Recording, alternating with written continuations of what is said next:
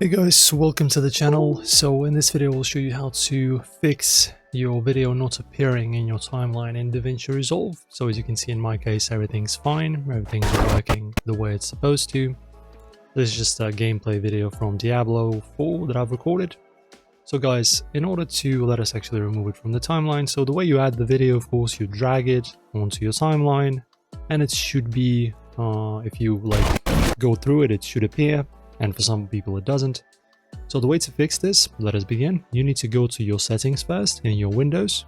Okay, so in Windows, you need to go to the graphics settings, alright? So just tap on graphics settings.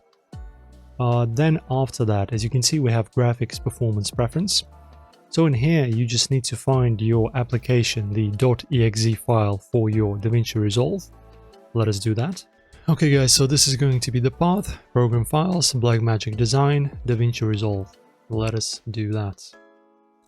So program files, Blackmagic, oh no, not this folder, program files, Blackmagic Design, DaVinci Resolve, and you choose, where is it? Resolve.exe. And in options, set to high performance and press on save. After that guys, it's very simple, just restart the application, and what you've basically done is you have changed your settings, your GPU settings and the performance settings for your application, and this should fix your issues, my friends. So hopefully this helps you out. Press like and subscribe. See you in the next one.